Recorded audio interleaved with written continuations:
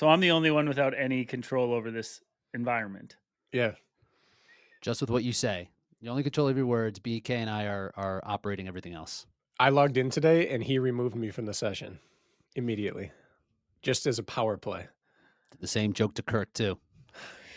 Yeah, you moved me all around and got rid of me. It's not cool, guys. When's the last time that you guys recorded a podcast together? I don't It, know. it's been some time. We did a random race brain, like we like we just stopped doing race brain for like a month. Then we came back and like, all right, let's like just kind of have that and just like talk about what we're gonna do. And then we're like, yeah, we might do race brain from like moving forward, and we just haven't. And that was probably 3 months ago. It was February, I remember. Yeah, I was that'd be creeping it. on it. Oh. That So might I be okay. saw it. him yesterday, but not We for a speak podcast. we speak frequently, but we don't record them as often. So I've pried Bracken a few times, like during episodes now. I've asked you a couple of times, haven't I, Bracken? Or was this Mhm. off record when I've asked you about like what's going on with race brain One and time on air, you asked me, and I gave like a really fuzzy answer. is it gonna keep it that way? Now, Rich, we got him here. Grill him. Well, the floor is yours. I know nothing. Kirk, you're still in the logo. with a man bun, which was like 4 years ago. That was COVID. Is that coming back? Is that man No. bun? That was it. Have you ever grown out your hair, Rich? And Bracken, I I know the answer to that. It's I no. wish. Yeah, I I've grown mean, my hair back out. in high school, it would go out like big, like kind of fro style. But no, I'm not like growing the hair out now is not what anybody wants. But Well, you're still in the logo. I actually went on the YouTube today and saw you on there. We were all on there, and I was like, all right, we gotta get rid of this. So we're on the last stages of the old Race Brain.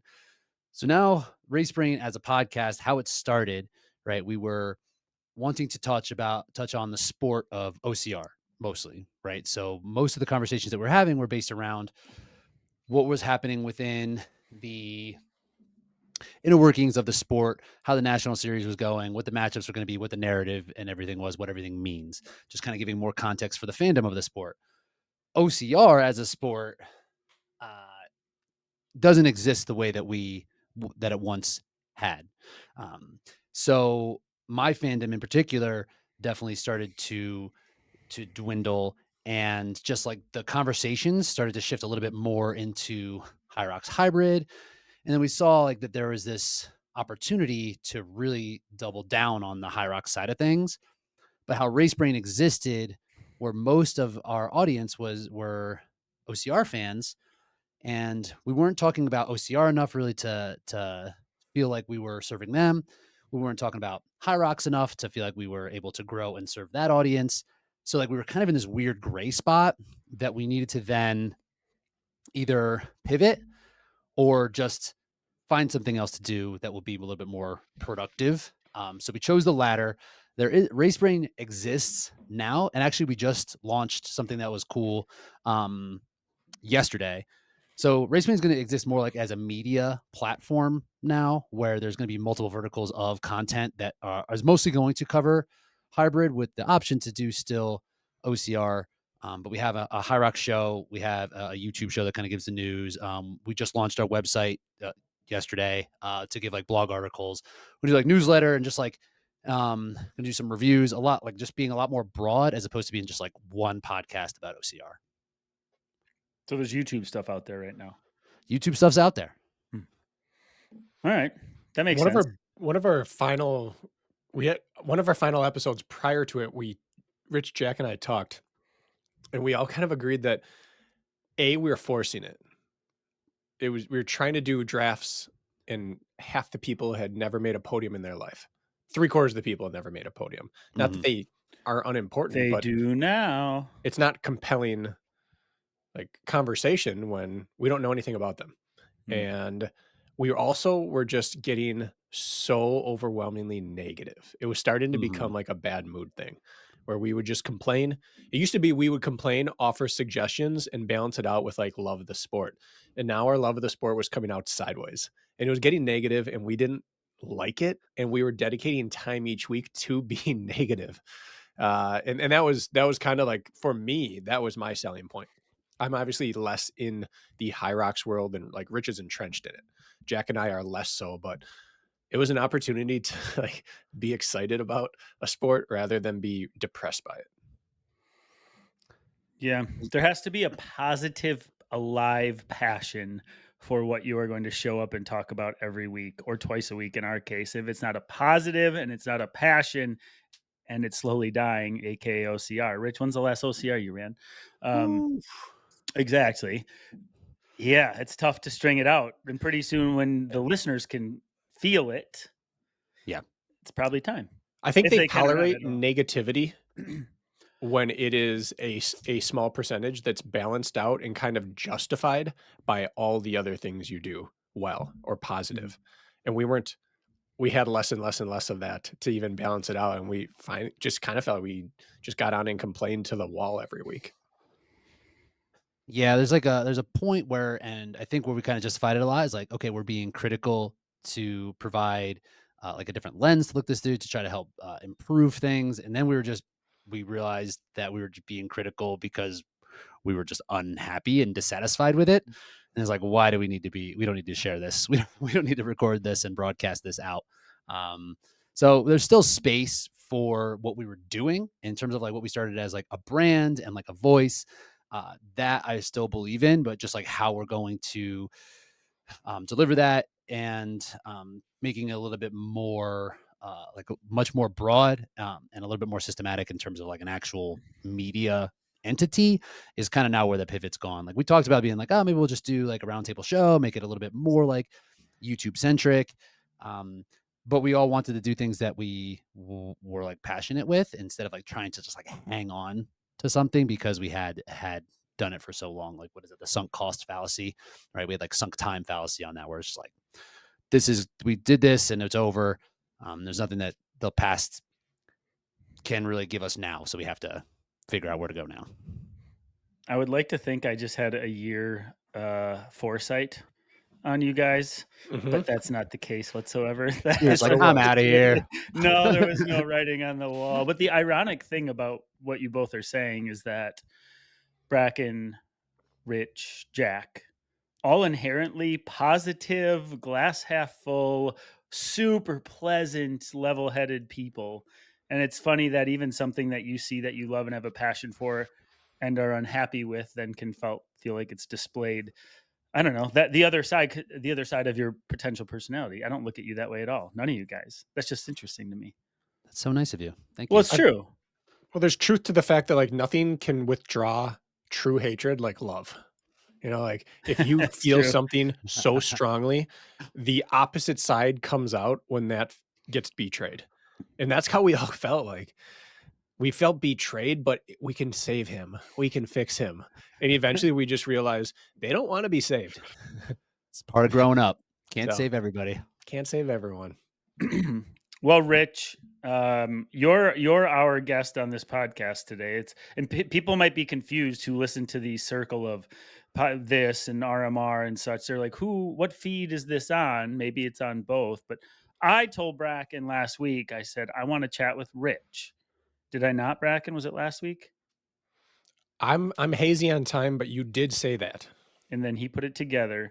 I've been wanting to chat with you in like an actual podcast, non BS style for like a while now, since you've had successes, ups and downs. And we haven't chatted with you since when? It's been some time. I've been on the show Maybe a bunch. coaching series. Am I still a record holder? It's been like 6. If you're 6, No. you've 7? got it. If you're It's be- 4, you've got it. I Four, definitely Hunters got it. had 4. It's been so many episodes. I think I still But have the it's been record, but it's years. great to be back. It has been some time for sure. Maybe it was the coaching series. Maybe it was coaching series. No, So since like, there was one after that for sure when you and I did a threshold conversation when Kirk was in Vietnam, I think. That's it. oh, and we did one on like cross training stuff too, Yes, we did. which was fun. Yeah, yeah. So Kirk, it's been a long time. BK and I have chopped it up, but Kirk, since it's been on with you, it's probably been a couple of years, probably since I've been in Colorado. Honestly, 3-4 years. Where are you at 3 right years. now? Are you at your house? I'm at my house. I live in right outside of Denver, town called Arvada, Oh, That's a Colorado. yeah. new background. Well, yeah, do you have track spikes hanging? Is that your shoulder right, Ooh. track spikes? I know those are not your favorite track spikes, but those are the best ones in my opinion. Are those the milers? Milers. That is the I hated that spike. That's my Do you spike, remember man. that? You remember that I hated the milers? Yeah, because And the because it's like a personality flaw that I had to like note and like I hated remember. the milers. about me? Yeah, both of you not liking the milers. I mean, I think it was the first pair like real tech spike that I had. Before that, I was just running in I think whatever. you're part responsible for half of High Rocks running in the worst shoe ever invented, which is the Mizuno Wave Rebellion Pro. It is the worst shoe that's ever been designed, and now you got all these idiots out there running in them as well. You didn't like the Rebellion Pro? Didn't like doesn't even begin to describe it. Those Look those at that. Stacks of shoes, them. Let's Rich, go. those shoes above Bracken's shoulder, I bought for $300 and I was gonna burn them, but he said, "No, send them to me." So I sent them to him as a gift. The Some things threes? can still be saved. The threes. Oh, so yeah, I have not tried the threes yet, but I'm guessing they're pretty. From what BK told me, they're like not that much different than the two. I mean, our run stride, Kirk, you Very and I, different. is pretty different. And I've heard from BK enlightened me on this that even he feels like he's a little bit further back in the Mizuno. Kent feels the same way. You and Kent have a bit of a more similar stride, Mhm. and he doesn't really like the Rebellion Pros either. But for me, whew, greatest shoe ever designed. I am as far back of a stride in terms of foot plant as you can get away with and love this shoe. Yeah, and I would not describe you as someone who's like back on your foot. I wouldn't. I'm fairly mid. I was a heel striker bad in high school, Mhm. bow-legged and heel striking, and I've worked on it over time, but I'm like firmly midfoot. Yeah, and I'm more mid to forefoot. You prance. Yeah, so it's Kirk not. It's a, stabs. I stab. Yeah. Yeah. Little knife jabs to the earth with my forefoot. Yep. So you have the Anyway, milers back there, and you have looks like Milers. some Nike. What is the shoe in the middle there? BK, you got this? we got Alpha ones and we got RC Elite ones, Oh. and then Endorphin Pro threes. It's my wall of fame. That's the goat wall there. That's the But wall what of I fame. was commenting on is he had skull wallpaper, and now to my eyes, this is like a muted lavender. Yeah, I would say lavender is fair. I just go purple, When did you not to make paint? people feel alienated. When this has been like this for since we've done podcast Bracken, like many. I haven't had the old wallpaper for like a year. I just look at my own shoes when we talk. That's why you like the wide camera. Get the shoes. Like, man, those I haven't made eye Pros. contact with a guest since I put this wall up. Those Adidas Primex Strung are looking fly today. I was trying to intro this thing, and then somehow we just went left to get right away out of the gates. I think it was my fault. I was asking you where you were at, and then I saw your shoes. So you're in Colorado. I want to with you today, Rich. I want to start at like 30,000 feet, and then zoom way the frick in, like under a microscope. But I want to start like way back. Is this Like classic TRP? no, no, no, no, no, not in time way back necessarily. But like, I could start with a simple question. Rich, at your OCR pursuits versus now, how much more muscle do you have on your body? How much more muscle? In terms of body weight, I am probably not that different, but percentage of body fat, I'm probably like 2% less in body fat than what I was in OCR. So whatever that, I don't have like an exact number of pounds of musculature, but I wouldn't say it's like a lot. I wouldn't Okay. say it's like remarkably more. Strictly running, how many miles per week were you running 5 years ago? And I know mile, it's subjective. We're not talking machine work. How many miles per week were you running 5 or 6 years ago versus today? So 5 years ago, we're thick into COVID, right? Mhm. So that was all I had. I remember in the summer that year, I was doing 100-mile weeks, and before that, I was when doing OCR preparing for like these longer events, I was 70, 80s pretty consistently.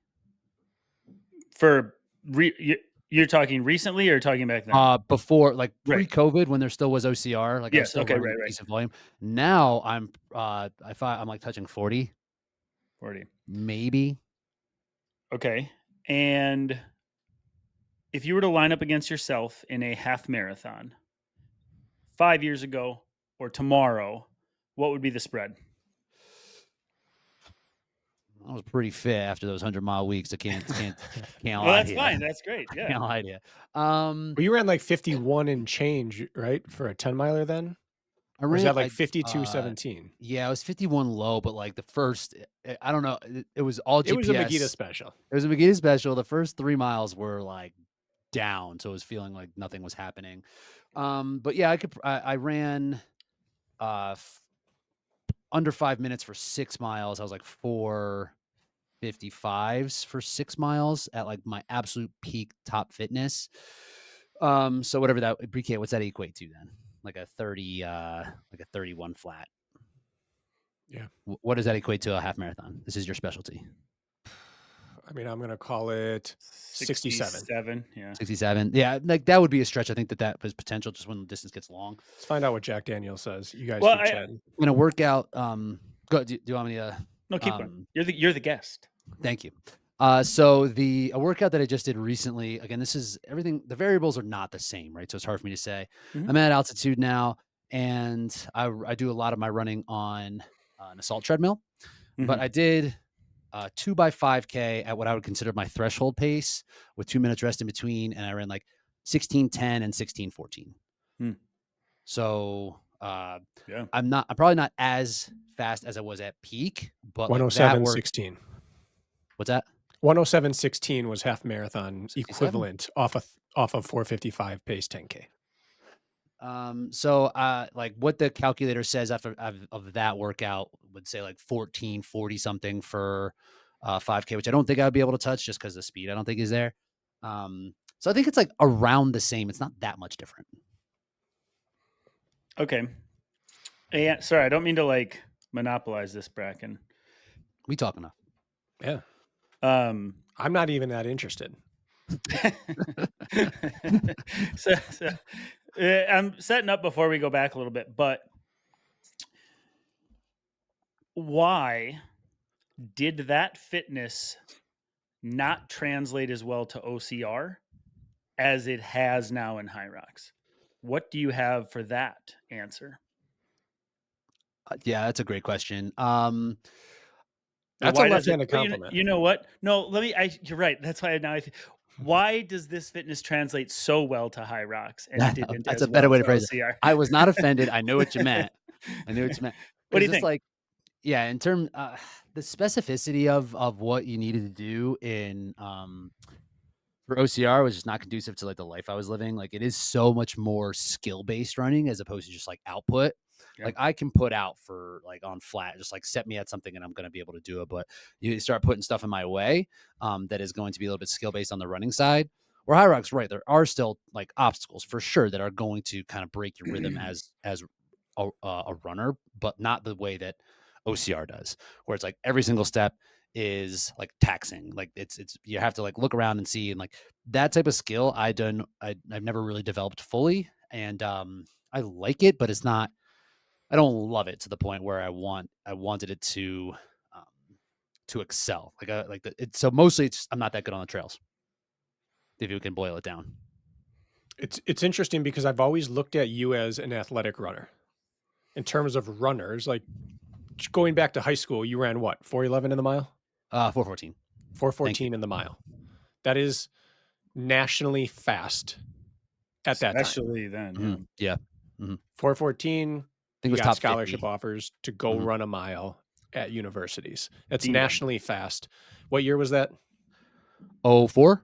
Oh, 414 is very fast. 414 is fast, but in high school, 414 in 04 was very fast. Mhm. And you were also a good athlete. Played And hoops. I'd lock you right. up. Put you in the And I post. always found it interesting that you and I, our skills manifest completely opposite.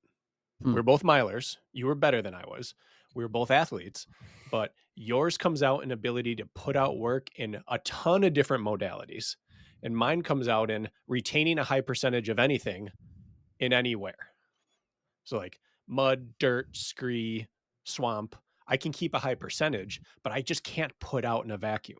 And I've Hmm. always felt like you lost a high percentage, but get in a vacuum and you can just put out no matter what implement is near you or anything. And yeah, I've always found it because you were with leaderboard and you gave us your profile and your stats and your testing and stuff. And I looked at it and thought like, this is a player comp and we perform exact opposite in every single type of competition. That's interesting. Yeah, I guess when you put it like that, like how the skills do kind of show out differently on the course. Yeah, I agree. And, I and think I there's and I think this is what Kirk's talking about. Like, so why does that translate well to high rocks? Like, Mm. why are you a vacuum power output guy? Not in a vacuum because everything's compromised in high rocks, but why is it like straight line power versus I think I have an non-straight answer line? for that Yeah. for Let's him. hear it. Good. I think there no, I think there is a very certain, and I think it's the way I think I err more towards Rich's side than you as well, Bracken, with just the output in a vacuum. And I think there's a sector of endurance athletes, and a lot of them have a background on the track and the roads and controlled environments in which, like, just riding the line underneath it is like a very special and happy and sustainable place. But you start just crossing it on occasion, and there's a type of athlete who can handle those hits well and keep on it. And I don't know if I'm necessarily one of those. And I don't know if you can determine how that would, like, what type of athlete you would be, but I know pegging it and holding it works. And tipping and trying to go back to it, suddenly I've lost 10%. And I think there's a special sector we lose to. I mean, you have a guy that wins a national series race that runs 16 teens in the 5K, and then he goes and kicks your ass in an Right. hour and a half race on terrain, and you go, this is infuriating.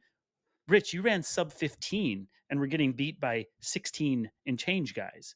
And I Mm. was faster than the guys winning in a vacuum. So I just think there has to be some sort of metabolic something that I don't understand that has to do with riding the line or being able to breach and come back. Bracken, breach and come back all day, for example. Hmm. I wonder if that has to. I'm terrible at riding a line. My Yeah, like I thresholds guess. suck. So, like in terms of like if you're looking at it physiologically, like in that respect, like if you spike, right, BK, like say you're spiking, we'll talk about lactate here, right? If your lactate levels rise, do you think it's like tolerance that you have more than like ability to flush? Like where Kirk and I can sit there and just flush out over and over, or do you think it's like the opposite? Like you can flush very quickly, or as opposed, and Tough. maybe we are mechanically and aerobically fit enough that we're not like that we can go fast enough without like producing that type of byproduct. I've always thought I was bad at tolerance of lactate, but I thought I didn't produce it disproportionately in any other form of locomotion. Like I wasn't a great cyclist, but I could cycle as well as I could run. And I'm not a great rower, but I can row like a 1540 5K runner without like my fitness translates to other things. I don't run a lot of technical trails or descents because we don't have that around here a ton, but I can do that as well as I can flat run or maybe a little better. But if I have to do it for an hour straight, I can't hold that line. I think I'm just good at pivoting from thing to thing and it doesn't spike when I pivot. Where other people, I think they are super efficient at handling it in a movement and then another movement they're not as efficient at. I think Hmm. across the board, I'm moderately okay at it.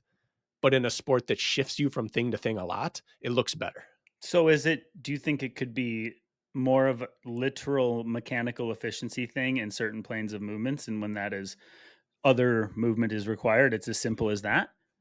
Or is it actually lactate or whatever we want to talk about that's Right. flowing through our blood? I wonder. It's just an interesting thing because you'd think it would translate, but why is an Olympic swimmer a 21K 5K runner? 21-minute Yeah, I don't 5K know. runner, which exists, by the way. I'm sure. Well, like I'm Rich, sure what that, are yeah. you better at your entire life? Were you better at long runs and tempos or interval sets? Interval sets. I'm mid distance, baby. Okay, and that was me. Like, my interval sets, I could interval set without overextending against people significantly better than me at running. But I would run my threshold runs or long runs and get stomped by people that I was way better than at mid distance. Like, I can't hold a steady effort. Well, we would think that would be aerobic fitness or some sort of mechanical breakdown in terms of like just uh, fatigue, Well, and I right? think If that's those the are the two key. things. I believe the strongest aerobic capacity people do great at high rocks. Hmm. I think engine matters more than being able to spike it. Whereas I think that might, I think speed, this is now a shift that I have made this season. Cause I was there too. It's like, who can do the most? Like, where's the volume? Like, what's the capacity to handle all of these different elements and being able to spread it across all these modalities so that like you can build this massive floor, raise the floor like crazy. But now like this event where it's like dipping into like low 50s, right? It's like we're kind of shifting faster and faster. So I think the speed now and the efficiency, the movement piece, I think is Mhm. really important and one that is like going to be a separator because now we're at that point where everyone's kind of as fit as each other, right? But now it's like, where can we see the margins in terms of explosive power and um, and just like movement quality, and who can run well without Yeah. taking like without it costing them, And yet, if you look at the marathon, that's the same story now. right? Like, the 3 top finishers at London this past weekend for the women, where the marathon world record fell, had 800-meter PRs of in order, first, second, third, 159, 156, 2 flat, or 201. Like, these are now it's the same thing. It is an aerobic capacity event until everyone's maxed that out, and then it returns back down to who can spike the best, who is the most efficient fast. But I think the precursor is the capacity. Well, now is this is this training methodology or is it tech? Right, because that was Oh, the rub yes. on some mid distance before, right? It's like you put on those Adidas Strong Prime 2 Johns, and you're not taking any of the damage that someone who might be a little bit more mechanically resilient or have the bigger capacity to like take on this bigger event. They Mm, can just kind of like do it now. that's true. Um, all right. I have a list of questions, but I'm going to hold myself back. I want Start doing you. them. No, no, I want to go out of order, and it's going to mess me up. Let's go. I don't have anything written down. This is all just in my head. So we don't do that here. I don't know. Are you a writer downer? Big time writer downer. You That was are. always our thing. Like that was always a race brain thing. I'd be prepped, ready to roll. 90 minutes of prep. Not 90 minutes. Sometimes I haven't BK written B, down anything in BK years. shows up. He's like, "Wait, we got race brain in 2 minutes." Comes on, just fires off takes, Mouthful of crushing them. pizza. Red Rip it or rip lightning. it. Yeah. I tell myself to make myself feel better, that's what years of obsessive reading does. Yeah, just like you have them ready. And like Have just them like it's ready. you think and process quickly. Have you ever taken an IQ test? No, Kirk? Yep. I've never taken one. I don't think anyone was curious about what my IQ was. Was We all wanna know. no. What do you remember what your score was? Very high. I'm not surprised. No, they actually, when I was super sick back in the day, I went through this litany of tests at the Mayo Clinic. And this is like in my mold exposure days. And they took me and I actually had an administered by a psychiatrist. And it was like a 3 hour IQ test. And guess what? I finished in the 99.9 percentile in. They give you a number and they give you a letter, and you have to say them in numerical and alphabetical order. So they may say 3Z, and then you repeat 3Z. Then they may say 31BZ, and you have to be like 13BZ. And then they continue to add all the way until 1B, you, 3Z. Oh, like right, Simon? correct. And then it might be like 193BZX. And then you got to be like, and you have a timer on it when you have to recall. Hmm. And I broke the test. What? Yeah, I got all the You, way to the finish line. You're nice at Simon like that? It Do was you like have Simon at 12 home? letters and numbers or something. It was like 24 or something, and they're like, "You're done." Do you, like, Yeah. know all of pi? You can just keep going? No, I don't know that, but I was impressed with myself at the time. But anyways, it was high. It was high. Nice. Let's not but let's move on. So, what I My wanted test was inconclusive. yeah, the one you took on the internet? It has 6 questions in it, that's it. Like, smart or not. Yeah. You guys remember Hot or Not back in the day? Do you remember that? Were you on That that? sounds like a Kirk app. All of us in college, like, it was that stupid it was a website. Anyways, so what I'm hoping to do is help people. There's this huge shift towards people either coming from just pure running, a strength background, an OCR background that are like, you can't get away from high rocks now. The sport has done it. And you've been a part of that upbringing, right? Because you committed early and you're part of the crew that people got invested in following, and successes and failures have been along for the ride. And I think you have a lot of buy-in and emotional investment from people who follow. Like, they want to see you win. You're like the one of the people's champs, right? There's a host to you, and I say you would be in that group. And Thank you. so, yeah, well, you've earned it, right? And so, what I'm getting at is there's a bunch of people that are trying to figure this out, and you know that you have podcasts about it, right? RMR. I think there's a whole sector of our listeners that don't listen to you guys, We'll cross over. right? And so, helping to understand the progression, for example, of where you started, the learnings along the way, and what it sort of took for you to, no matter what the background, what it took for you to zero in on how to get better at this sport, right? You have a lot of life and training lessons over the last, your first High Rocks was 4 years ago. 21. So, yes, So right around 4 this years time. ago. Yeah. Yeah. Hey, PK? See, I don't need anything written down. You got it, dude. That IQ, that freaking is like 4 years A, ago. F, G. It's really complicated. So take me back to year one learnings from, let's call it a primary endurance background. I know you learned things in OCR. That's a slap in the face if you just come from, and I know you have a CrossFit background too. Like, you did time in the gym, so you had the components ish, right? What were the early learnings when you tried high rocks, gave your first real crack at it? Yeah, that's an awesome question. So up front, we all kind of this, and Bracken was certainly on. And you simmed Um, like a boss. That everybody simmed just so Everybody fast. Yeah, simmed, breaking the record. BK, what was yeah. your sim time? Like 54? I think I was like 56 and change. My Like, this is my my first one was like 57:30. Then I went 56 low, and I was like, this is light. it's not if the world record gets broken, it's how many of us break it. I was So I think using water jugs for my farmer's carry. I was using rubber bands hanging from my basketball hoop because I didn't have a ski erg, and I was you're just right. saying 345 sounds right, 355. So funny. Just like you said, arrogance. There's no Arrogance. other word for it I love it. other than ignorance. Yes. So I didn't get into that first event.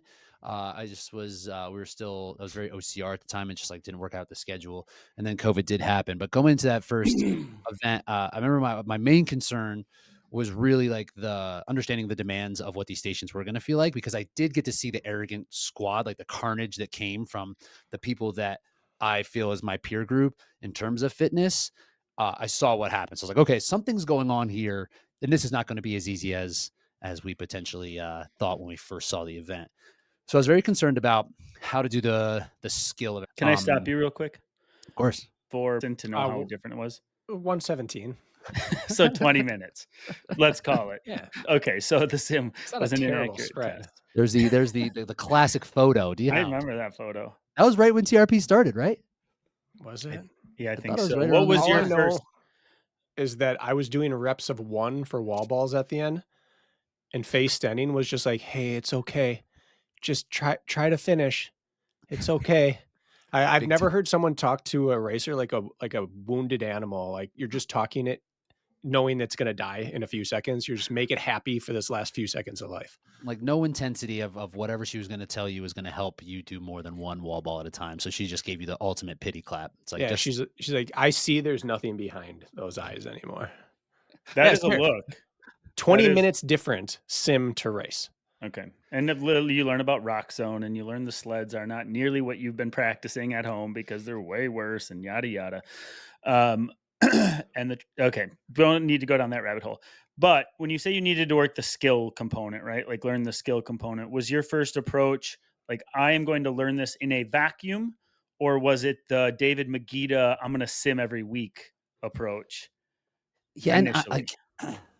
I'm not an incredible believer in sims or benchmarks for training. It's just not something that I like to do. I don't like to prescribe it very often.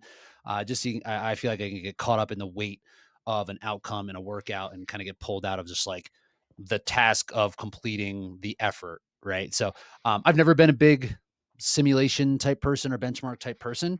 So I was kind of cutting the pieces together, kind of doing, and because I do have a CrossFit background, I was kind of organizing things, probably a little bit more on what you would get like traditional Metcon style. Like I would do some bigger pieces, but I wasn't not enough in hindsight to string together a large chunk of time at like anaerobic threshold, let's say. But I was doing like the skills. It'd be like 3 rounds of 250-meter to 500-meter ski, some sled push, and some burpees or something like that, right? And then I was also running the way that we know of running training, right? So it'd be like, here's my interval threshold workout. Here are my like high rock skill workouts, and that was kind of how I was organizing it up front. Okay, and what did you learn through that process, the how it translated to performance in your first handful of races? The volume of intensity that I was building was not nearly enough to sustain throughout an entire high rocks, The right? volume of intensity, including the skill components of the actual race demands. Your Metcons may have lasted 20 minutes when they needed to last 60 or something, for Yes, example. Okay. exactly. And that's where the race would fall apart on me halfway through. In that first year in particular, I'd get to like burpee broad jumps and it would just be survival mode, right? Old school OCR survival mode. I was like, I've been here before. I'm here again. So that is where things really kind of ran short. Um, Turns out I could do the sleds okay. Like it took a lot out of me, but I could still do them. I was worried about not even being able to accomplish them. Um, and like the ski, I'm sure I was bleeding like from efficiency standpoint, but I was just running out of gas. I just like didn't have enough to put out for the entire duration of the race. And what was And your debut pro time? 67 something, 67 mid. Was that 25-meter or 12.5-meter carpets? 12 and a half. That Okay. shifted during COVID because they did that championship on the assault Grid. treadmills. That was like Yeah. a real confined area. So I never had that 25-meter sled pull. That just seemed Do you know I've still unfair. never done an individual on the 12.5? I don't think I think I knew that, but I don't think I would have like had that in your bio. You got to Yeah. get out there. Yeah. Yeah. Uh, so can you So just 67. That's a 67, respectable debut. which was okay. Yeah, I was okay, and like it was enough to qualify. Like they didn't really have qualifiers like they have now. There's like okay, like you're good enough to be in this like heat for the North American championships or whatever they were calling it. talk about the feeling during the race? You get to BBJ's and you talked about this old school, like here we're at OCR days where I'm just hanging on now. Like, can you just so people? I think a lot of people are hard on themselves in the hybrid space, and I mean, I have never raced a high rocks yet. Half of my roster is racing them, right? I think I understand from a third party perspective very well, but from a first person, I'm gathering data, right? Just by asking questions, right? And so the a lot of people are hard on themselves because when the piano lands on their back, it is awful, right? And it's so easy to be so hard on yourself, but it is the growing pains of the process of the sport. And so for somebody like you to describe that feeling, I think would be helpful for people. What are we talking about? Yeah. So thinking about fatigue, where it's going to come from, right? Kind of the conversation we are having earlier. Like there's like an aerobic fatigue, potentially there's like a lactic takeover where you just like are forced to kind of slow down. There's like there's a heat component where you just feel so hot you can't keep it moving, and then there's like this muscular endurance component where it's like I just cannot keep going. Like if I wanted to go faster muscularly, it will not allow it. Mm. So it's much more on that end, and maybe probably combined with maybe a little bit of like that heat fatigue of just overwhelmed, just like kind of cloud over top of you. Mm. But for me, it was a lot more muscular. It really did feel like early OCR, like beast type days where I'd be at a point and I'm like, I just hope I finish. Mhm. I'm not sure if I can keep going. And there was definitely some like muscular cramping, which was an issue early, especially in like the last like third of the race. So it definitely got to the point of muscular fatigue where there was not like the firing of the muscles just wasn't operating the way that it should. The Lindsay Webster Big Bear spear throw type feeling. Yes. You're right though about that OCR beast feeling. Hyrox has an ability to one station does to you what like a double sandbag would have done back in the day, where you're partway through realizing I can't work any better. I can only work worse. And then you finally get done with it and nothing's left available to do all the other things. And you learn almost nothing that day other than this one thing was such a punch to the face that I never recovered In Hyrox, where I find it to be a little bit different, and maybe I just never early matured as an on. athlete. Yeah, for sure, and maybe I just never matured as an athlete enough to string together a race that I truly thought I could in OCR. But in hybrid, it's like self inflicted. It's like pacing issues, right? Like you Mm. just go too hard for what you're capable of doing for a variety of reasons. Where OCR, you're right. It's like okay, you're doing a double black diamond with these double sandbags today. It's like, Mhm. well, Your never day done is this done. before. Mm. Yeah, I don't know if I can do this. Like they Right. did it to you. Where here it's mostly self-inflicted. Like you know what's coming and you just kind of screwed up the pacing of it. That makes sense. For like, I had this experience. I've had this experience many times, but I described when I went hypothermic one year in Seattle. In fact, I think you beat me in Seattle that year. I was going to, but I missed the Oh, that's what it was. I You were missed ahead the of me. rig. Yeah, Oh, that's right. You I got some idiot. burpee penalty. Dude, Yeah, we were trying to get over that the Irish stupid hardest table. obstacle. Yeah, Irish table. Oh, it did was you land the flat on your vertical. back there? Do I remember? I almost broke my neck. It was like a Yeah, you were doing 4-foot that. ledge. We jumped up Oh, and just feet swung under, I flat would. on my back. I was trying to describe that day because I was having a good season prior to that. I couldn't get my legs to move or go any faster. Like suddenly there was nothing available to me. I couldn't get my body to do what I wanted it to. And for those who haven't experienced like OCR or High Rocks, it was like that feeling of like, no, it doesn't matter what I want my body to do. I can't literally get my legs to go any faster. I can't move any faster if I wanted to. There could be a gun to my head. It's done. That button's been pushed. Is that like the feeling you're describing? This Just won't real quick work. on that day, I think at the vertical cargo with the platform, you looked at me with that dead in your eyes look. You're like, I'm rocked. Did I say Yeah, that to you? yeah. I remember. I was like, you are for sure. Yikes. That sounds about right. By the way, I made that Lindsay Webster spear throw joke. This was in Big Bear, I think 2018 or 19. But do you know that that was your coming out party? People didn't know who Rich Ryan was. And then Matt P. Davis That was wanted my to claim to interview you. fame. I think that was your first podcast appearance because wanted to talk to the guy who Lindsay Webster took the spear from. Remember that? It, I do That remember was your that. first appearance. That was pretty embarrassing. That was pretty I mean, embarrassing. of all ways to be asked to be on a podcast, it's I was not like, like well, I trying. wouldn't lead with that option. I was trying my ass off in the freaking series traveling. I was living in Philadelphia, traveled to California for this race, got my doors kicked in. And Matt Davis is like, "So Lindsay stole your spear. Do you hate her?" I'm like, "What, dude? Come on." Yes, but I'm going to say no. Yeah, I'm gonna play it nice. What are we talking about? Seattle. Your No, I was just talking about the mechanical thing. Like yeah, when it's over, and you can't will your like, you almost can't access your fitness anymore. I guess is a way I would put it. for sure, for sure. I think that a lot of athletes experience that early. I speak for myself on that end.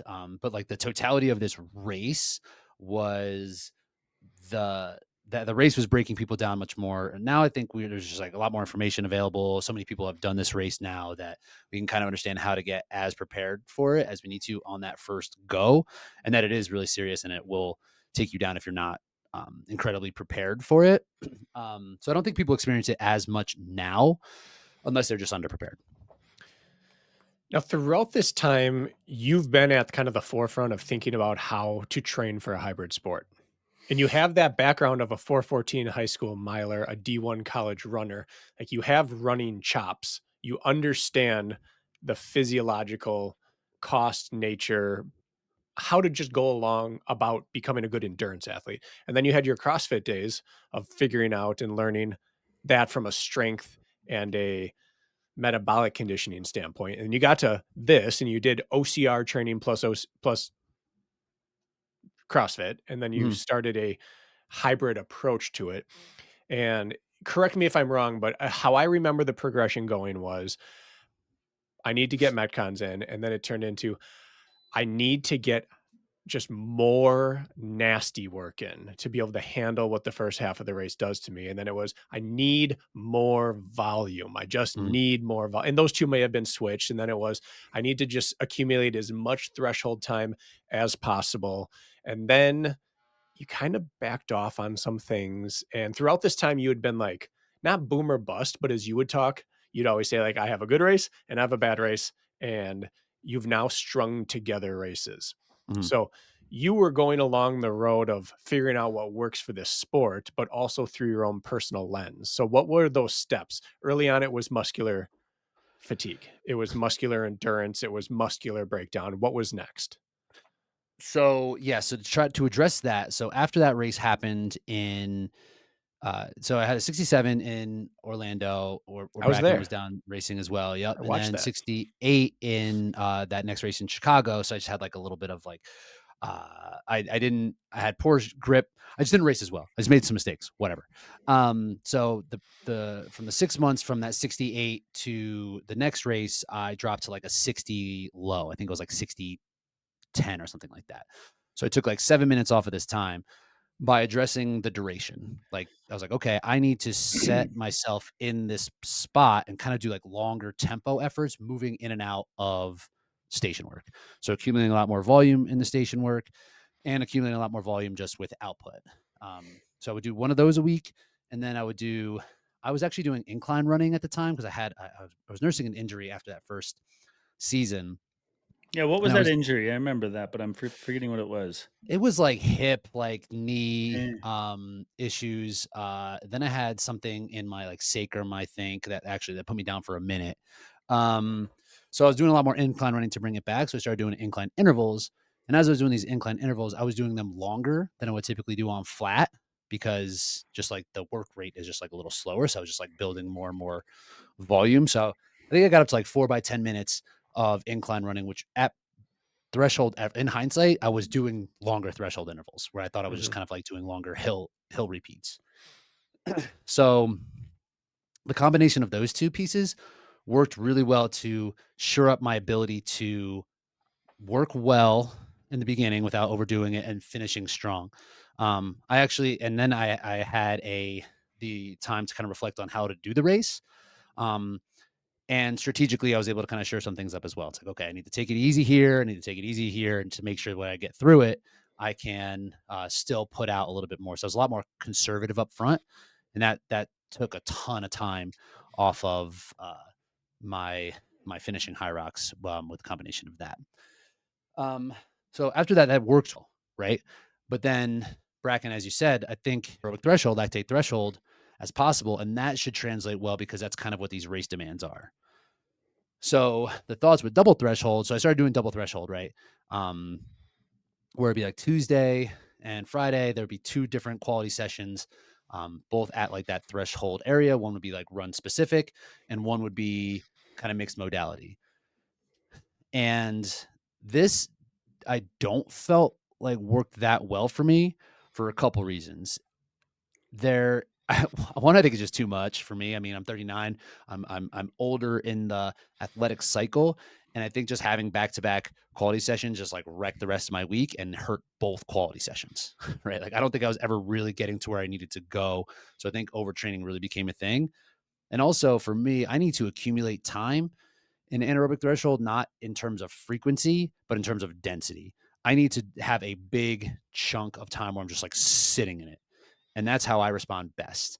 Where if Same. it's like if I can get like whatever 100 minutes over the course of the week in 4 sessions, but like doing 3 or 4 minutes at a time, it's way less effective than if I was doing 30 or 40 minutes at a time, maybe getting 80 minutes throughout the course of the week.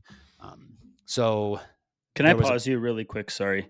course, Just to make sure that everybody's absorbing what you're saying. And Grant, this is Rich's stories. It may not be your story, athlete listening right now, but so the first big jump from like 67 to 60 flat, in hindsight, you were spending more time at output because you were stuck on the uphill treadmill. And so looking back, you were spending a little bit more time putting out, we will call it.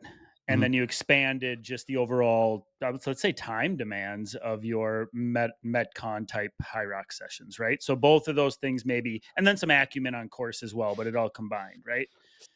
And then from there, you talk about you I guys want to did, pause you actually and just make one quick point Double yeah, pause. yeah, double that pause. those long tempo sessions that he talked about going in and out of running and stations, I believe build race acumen really well. Yeah, Because you get 20, 30, 40 minutes in and you get sluggish or a little dull, and you start figuring out, how do I get more efficient on transitions, or I can't over grip this for 40 minutes. And I think that replaces some of that sim work or race work people did. Real quick, boys. I got a workout later. I'm gonna take in some bicarb while we're talking. oh, let's know. I want to see If what's going on here. if you don't mind, I feel like I'm you can watching keep David talking. Roach. Who's who's unpaused? Is it me or is it Kirk? Oh no, I want to. Is this just a goop? Have Kirk you seen? paused you. I Yeah, it's I double stamped his pause myself, and now he's back to unpaused while you're still I'm paused. still paused. Okay. So that looks like hand sanitizer with little bubbles in it. Have you not tried this? No, I don't BK cheat. doesn't like the Rebellion Pro. Wants to I run will slow. cheat. I'm just not fit enough to bother yet. Once I Mm. get closer to race specific work, then it's time. This is important. It's 1:30 our time, 12:30 your time. What time is your session? What time are you Um, hoping to be training at? like 2:30. Okay, so I'm just wondering your time to Hour and a per half is output. pretty solid. Yeah. For the bicarb or Um, for the conversation? Bicarb. Yes. both actually, in my Conversation's opinion. limitless. All right, Kirk, True. unpause. I just want to talk about, because I watched Rich have some clerical errors on course in Orlando. Everybody Mhm. does. Yeah. I And went. part of, I had gloves to wear for the pole, and I was like, man, I was warming up with Bracken and Magida, and I yeah. was like, should I wear these things? He was like, no downside. And then I get to farmer's carry. My hands are so sweaty. I can't pick it up for 1 second. These gloves, I take the gloves off. My hands are pouring sweat.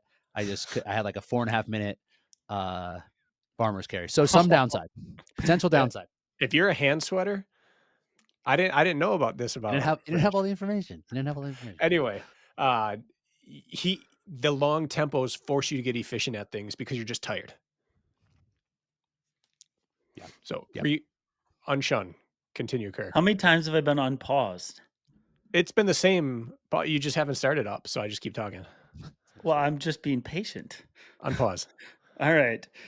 Then we fast forward to double threshold days, which I had athletes ask about it, and I've applied it in some sense to the hybrid space, like almost exactly as you're outlining would be my logic would tell me how to do it. So pretty much what you outlined, a pure run session, either prioritized in the morning or secondary in the evening, and vice versa, depending on the athlete and what they want to do. I felt they needed. Point being, I felt like you had this phase of disappointing races where it was like didn't happen again, didn't happen again, didn't come together again, but like there were glimmers and glimpses of it, but it hadn't come together yet, like the way it has at times recently.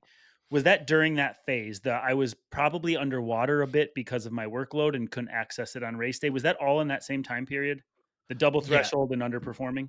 for sure. I did. So after that first season of High Rocks, we had the first successful season. Like I made world championships that year. I ran like 60 flat.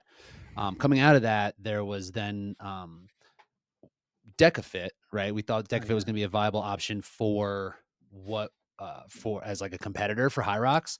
TBD. Or that's true. They did sell out this past week, 2 weekends ago over in SoCal.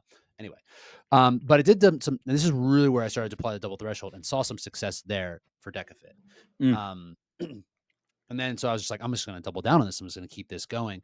And then I had a 2-year stretch there, maybe a year and a half stretch in High Rocks where I was like really pressing. I was really like stressing out about like trying to make this work and like sticking to what had worked in DecaFit and trying to apply this to High Rocks. So not only so that I got like my volume of everything went up with it as well. And yeah, I think I was just overtrained for 18 months, and I was putting out performances that I wasn't feeling confident going to the start. I wasn't really looking forward to training. I was sleeping poorly. I was just like overly stressed about like how I was progressing, and yeah, just didn't have good results, right?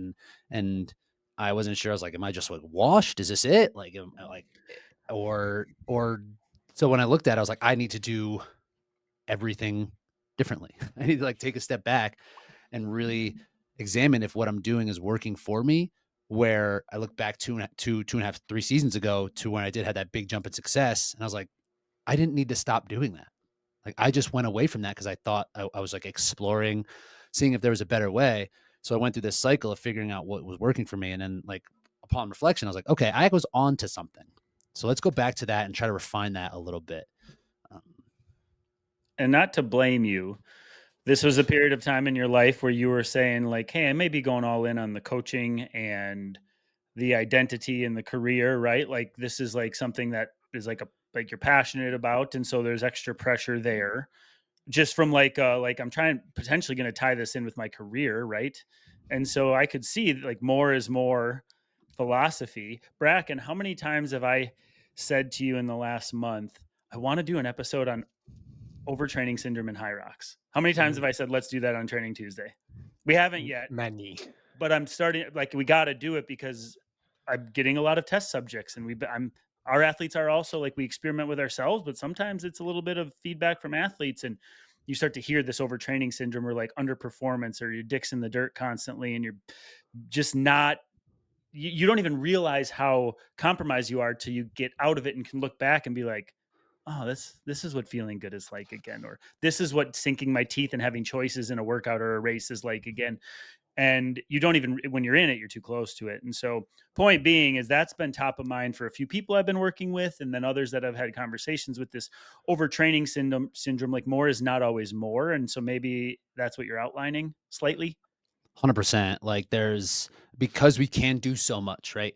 In running, whatever, or a specific running event, like you get a lot more physical cues for overtraining, and like you will be broken down physically often, or as often as you would be like systemically, right? So like you'll get an injury or you'll just feel awful. There's just like things that are like more black and white, but we're like doing threshold sessions on the ski erg and the rower and the echo bike, and it's non-impact and we're feeling okay. It's easy to get. For me, it was really easy to get lost in it. So when I came, so after this like disappointing couple of years, I was like, there's got to be a smarter way to do this. I started like thinking about how someone would train for like a try, like the most like nerdy type people out there, right? Like how would they be smarter about doing this? And like I always just kind of came back to like what I could do, and it's heart rate, right? It's like using heart rate as much more of a key uh, metric and making the workouts heart rate based as opposed to more like intuitive high roxy based. Like, okay, I'm going to do this workout because it's going to feel like high rocks. It's like I'm actually going to follow my heart rate and see where I can sit while doing as much high roxy stuff as I can. This was really illuminating when it comes to the overtraining syndrome, is that my max heart rate was reduced quite a bit when in the throes of training. So like I thought I was getting good training in, but my heart rate was like 10 beats lower than what anaerobic threshold would be, and it just couldn't rise. It couldn't go to where it needs to go. Mm. So when I started looking at it, I was like, oh, okay, like if I rest this day or take it easy this day, my heart rate responds really well, and I can get to that intended stimulus that I'm looking for. And I want to then it pause was you again when you're done with this thought. BK. You want to Oh, pause, Kurt? well, I you have feel like athletes yeah. often that say just because I don't want to lose this thought is talking about the heart rate ability to get high, and you have athletes who go for a warm up on race day, or they hit a quality session, and my heart rate was so high, and I'm worried about that, and what does this mean? I couldn't get it to come down. That's also another conversation, but I say, well, dude, it's better than the alternative, which is like, if you can't get that thing to go anywhere, or you just notice, like, I used to see this and now I can't get it there, that's when I get concerned. The ability to get, when I hit a quality session and I nail it, I see the highest heart rate metrics I've had in weeks. And it's because I was available, not because I was like out of shape or lost fitness. It has to do with availability. So that I just like that you touched on the fact that you could actually get your heart rate higher and to hold it higher when you were available versus overworked. I think a lot of people don't understand that. It seems counterintuitive, right? Like I'm doing Correct. the same amount of work at a lower heart rate, I'm crushing. Correct. But then you hit a taper into a race, and all of a sudden your heart rate does respond, and you're all of a sudden at an intensity that you haven't touched for like 2 or 3 weeks, and then it's too much. And so that was happening to me repeatedly. I wasn't getting again to that in the intended intensity to build the volume needed there because I was just overworked. I was just trying too hard to do everything. Read a paper, it may have even been by Marius Brakken, about the whole threshold approach. And if it wasn't him, then I'm just wrong. But they basically had yellow, green, and red heart rate days during their warm-ups. Mm, And what he did was he would do his standard warm-up and watch how his heart rate rose up. And if it shot right up, it was a green day and he would do more work. And if it was a yellow day, he would temper it back and do a moderate amount of work. And if it was a red day, meaning his heart rate's just not climbing as his effort does, he pulled the plug and wouldn't do quality that day. And so even like 30 years ago, because he was also a scientist, he was feeling that same thing. Like, if it's not available to shoot up today, this doesn't mean I'm fit. It's not like a resting heart rate. Your resting right. heart rate Right. should keep dropping to a point, but your max should stay high. You should be able to throttle it up right away rather than I'm so fit it doesn't climb. Right. And what's what's a little challenging then with high rocks workouts, right, is like the demands shift so much that Mhm. there are specific things that you might jump into where your heart rate drops. And for example, the row, like you could be rowing at the same output, but your heart rate is going down because you're sitting or on a bike, right? Like your effort's still the same. You're probably still getting the same intended benefit. So like that's a little bit tricky too when it comes to high rocks workouts with heart rate because you're like, I want to pin it at my anaerobic threshold, but then like you start pushing the sled and it might go down, or you're doing burpees and it might go up, or but like because the positions change. So then that was a whole different thing that I started to look at too. It's like, okay, what's the most effective way to do these workouts as opposed to being like, all right, I'm just gonna do 80 meters of burpee broad jumps every time. I'm gonna do 50 meters of sled push every time. When really that was bringing my work rate lower and not like keeping it at that intended intensity. And that was another thing that really became kind of clear after like honing in on heart rate like a little bit more. So I'm obviously a big believer in threshold training, but I've seen examples where it just isn't effective for an individual. And f- from what I've seen across the board, I've heard a few college coaches and athletes talk about how they tried implementing it and it just didn't work. The common the commonality in these cases seems to be one of two types of athletes. One is that they're too tough for their own good and they'll just either keep doing more or overwork it a little bit. Like they'll run a pace rather than an effort or a pace rather than a heart rate. And Right. then they'll add reps each time. And last block I did 12, this block I'm doing 14, next block I'm doing 16. Whereas if you look at the Norwegians, I think it took Jakob 6 years to move from like 12 by 400 to 20 by 400 in his workouts. Hmm. Like they went off lactate and they slow played it. I think Northern Arizona one year was doing like 3 by mile with 3 minute rest as their PM workout, and they're all dreading it. Like, Huh. well, that's not threshold training. That's not double. Mhm. That's just double lean. Right. And the other one is that the athletes who need to spike up intensity prior in their pre-competition stage in order to feel and be ready to rip on race day. And you're for sure the second one historically. Mhm. And Mhm. I think you have a propensity towards the first one as well, historically. Mhm. This worked, more is better. This is my threshold Don't we pace. all have that tendency? Well, some people are naturally cautious or pessimistic about their fitness. Where threshold pace for sure. It's like, all right, cool. I'm supposed to run 5:30. What if I ran 5:20 instead? That And it means that's still way isn't better. hard on any one given session. Right. So I agree that it's not right for everyone, even though I'm a huge believer in it. And it doesn't prime certain people for competition. Your metrics can be super high, and you may not be able to feel like you have any semblance of efficiency at competition effort. And like I think of this more as like this is less quantum. This is more like theory that there are certain type of athletes who can just like get thrown into the fire and are just tough enough to do it, so they don't need to feel it that way in training. Where I need to feel it, I need to know what it's going to be like. I need to like build my tolerance there. Where some people maybe it is better; they can do the frequency and get more over the course of several sessions, and then Mhm. still come and race well. But for me, it's just like I need to feel it. I need to know what it's going to be like, and I don't know if it's more effective for physiologically to accumulate like that. But that's just a theory. I think some people can just do it. It's personality. Again, we're the opposite athlete. I've always raced best pre-taper. Hmm. The longer, grindier stuff, when I'm a little more fatigued, I can jump in and race. But I've never got a taper right.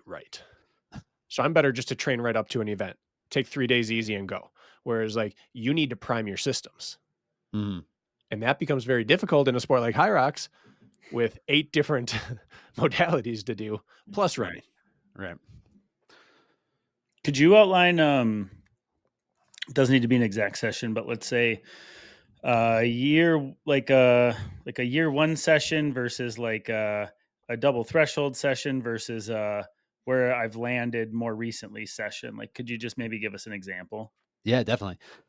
So like year one, like when I was starting to do like these tempo workouts, I was doing anywhere between like 50 and I think I tapped out at 75 minutes of work.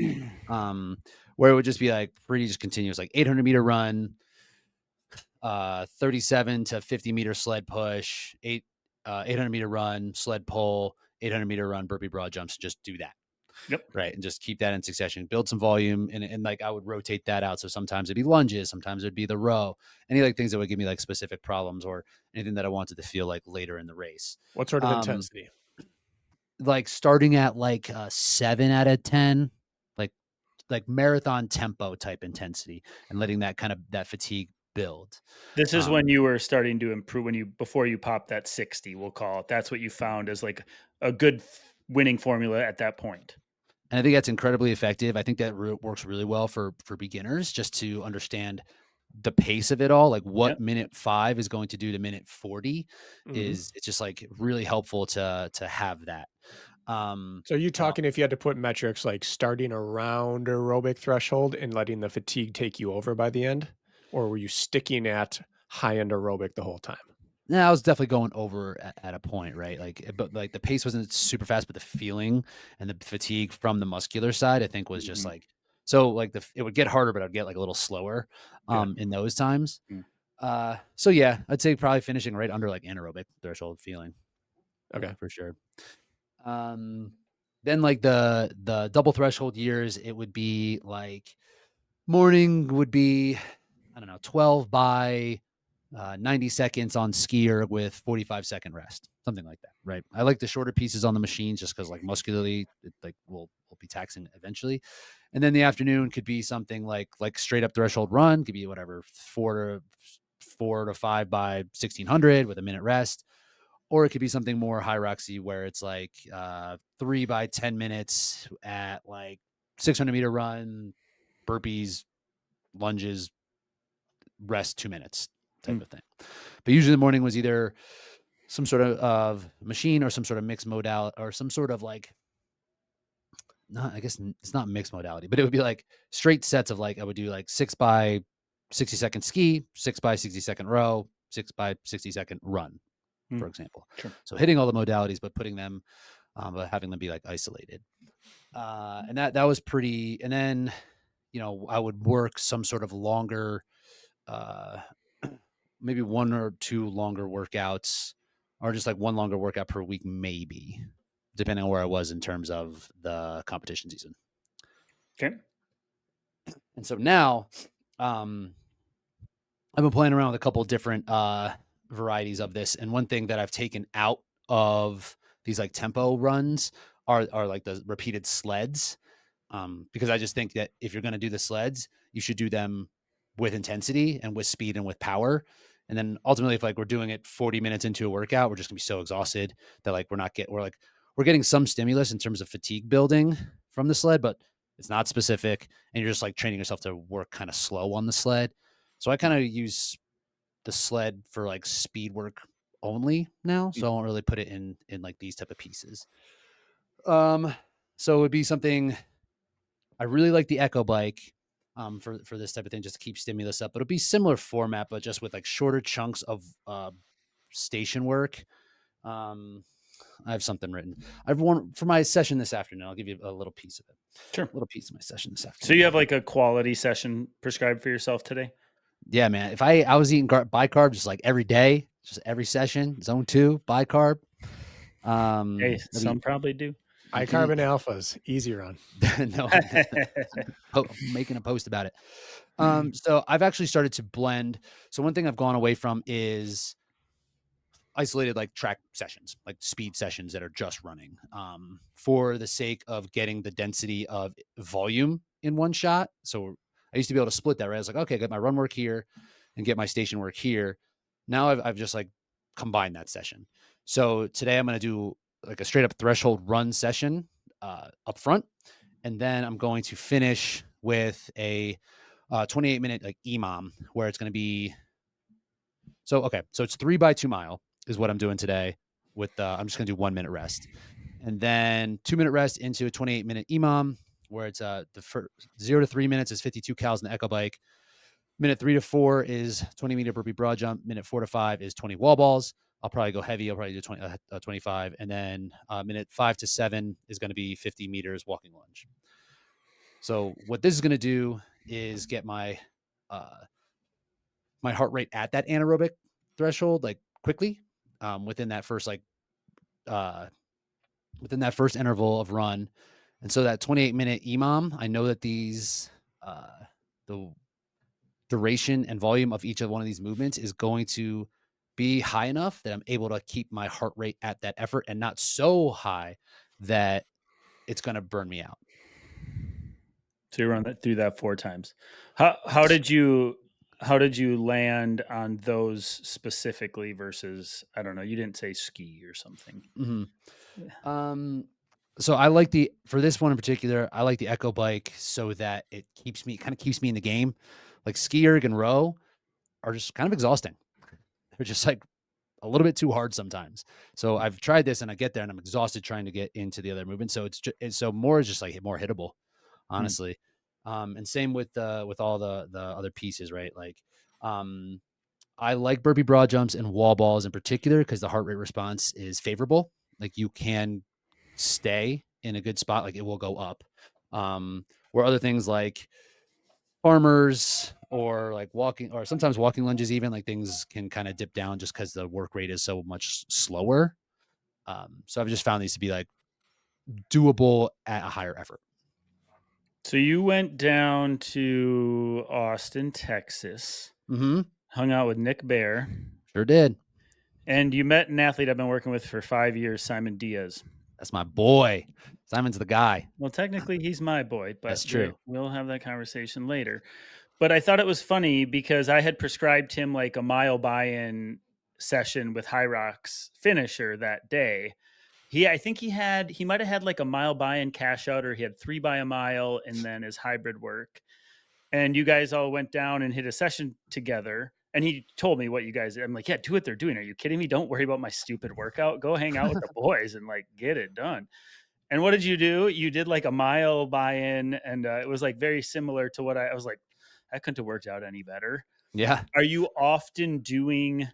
Um, so anyway, so big fan of that philosophy. Point being, do you always like the run uninhibited in the beginning? Are you ever interested in a cash out scenario or vice versa? Have you played around with that? I have thoughts on it myself. I'm just curious what your learnings are.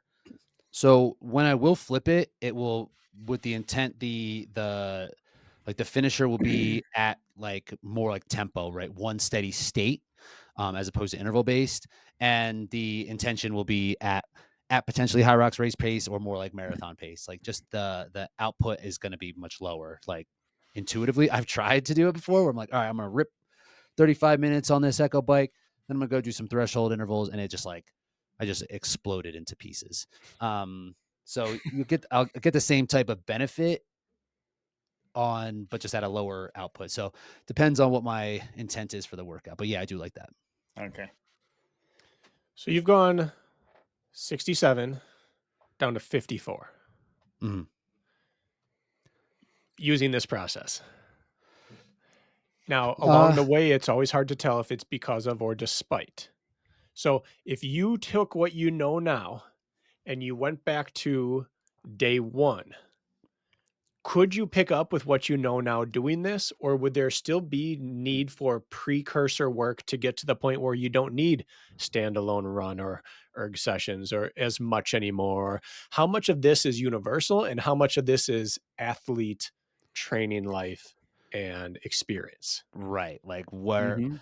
what steps could be skipped in this process? Yeah, Um, what It's a was great not question. needed and what was absolutely necessary but not best practice for performance? so another thing I guess I didn't touch on here is I went through two different bulking cycles where I was like, I'm putting on weight so that I can put on muscle, right? And that step was very helpful. As Kirk asked in the beginning, is like, how much muscle do you have on now compared to where you were? And I look much more muscular, and I'm much more stronger. But I went through this phase where I was a little, I was carrying a little bit more body fat, so I could get a little bit stronger.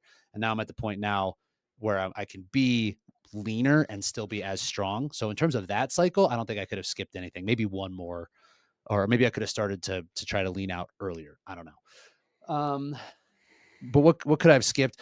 Like the muscular piece was so important in being able to understand how to handle that type of muscular demand over the course of a 60, 70, 80-minute race. Um, I had to go through that. I had to go through figuring out how much muscular endurance volume I could do and what was recoverable from. So Mhm, that was another part of like all the volume when I was doing the double threshold. I was doing a ton of like station volume too, muscular endurance volume, which is so hard to recover from for me.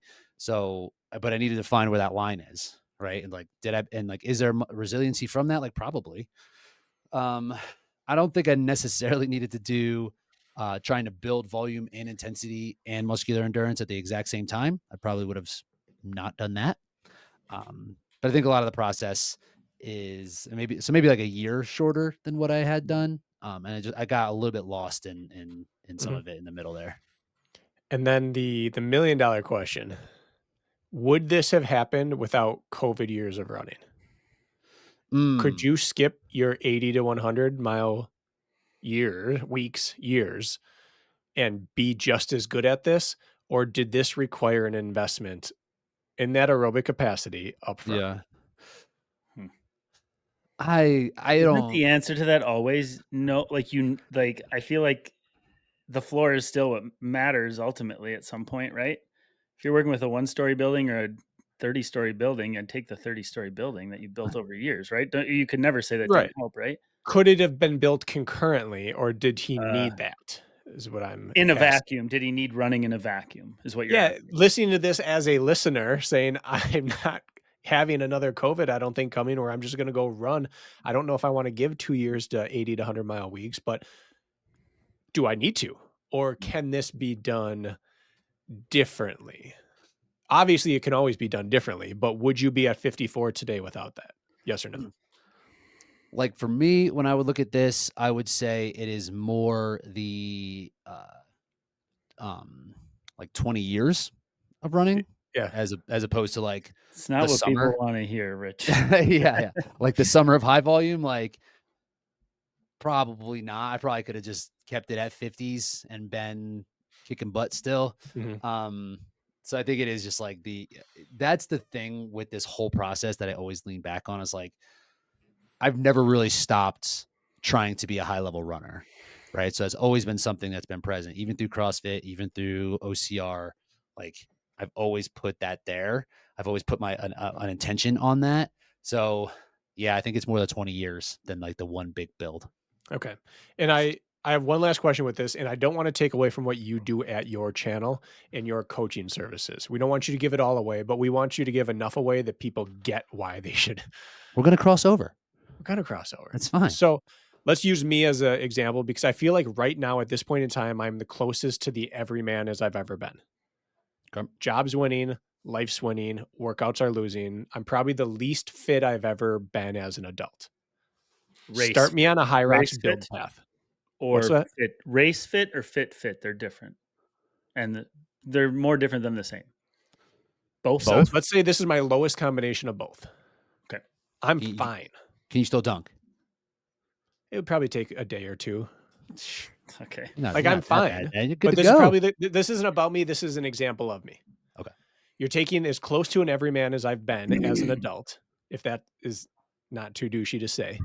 And let's say it's Chicago Fall, High Rocks. I want to do your 60 or your 58 equivalent performance for me without COVID running and getting it wrong along the way. Give someone 6 months. What is the process you would prescribe for a person like myself? I don't want to go 67, 68, 60, 58, 58. I just want to go 58. Brakken's looking for a free consult here. I like it. Smart move. The like Let me get I my would notebooks just 1 sec. just getting like super familiar with the anaerobic threshold feeling again of the running. I would build that up probably first. Explain that just so people know you're talking about. Like trying to figure out where you are at like that what you can race at between that like 45-minute and like 75-minute mark of us like putting out at what's comfortable but hard. Like that can be built with very short intervals. So we'd probably start with 400s, right? With very short rest and build that up over time and then have that be 3 months of that process. And then kind of move into those workouts that Kirk and I were talking about where it's threshold into station stuff. And probably the other side would be those tempo builds, like starting at trying to accumulate 25 minutes of decent effort and then stacking that on top of each other week over week. I would probably keep it pretty simple that way with the 2 quality sessions. 4s in 25-minute compromised tempos and progress them up till 3x2 mile in 75 minutes. And when you've hit that, you're ready to start being race specific. Yeah, if it's recoverable. So you can would get cut that. out the big volume build and you'd cut out the big double threshold and you would stick to threshold work and long tempo metcons work. Yeah. Can't tempo a metcon, but you know what I mean. Yes, Station tempos. More or less, right? Yeah, like you kind of can, right? Like getting efficient while moving in and out of different domains. Okay, for sure. Probably build skill on the strength sessions. A base of strength for the first 3 months. Last 3 months would be a little bit more specific, getting stronger in the positions of the sled push, sled pull, working on the skill of everything, and then aerobic work around it. And as much aerobic work as you can handle, not necessarily as much running as you can handle, but as much aerobic work as you can like fit. Throughout our time talking offline, and some of it's on, we've talked 5-3-1. We've talked German volume training. We've talked minimum effective dose German volume training. We've talked about priming strength work with 3x3s and things like that pre-competition. Where do you stand now with your view on all that? A, for you, and B, for, again, the theoretical athlete prepping for their next race, trying to optimize? Yeah. So for me, it becomes what's most recoverable from. And like the season has been so long that I haven't really had a chance to be like, okay, I'm going to work on back squats.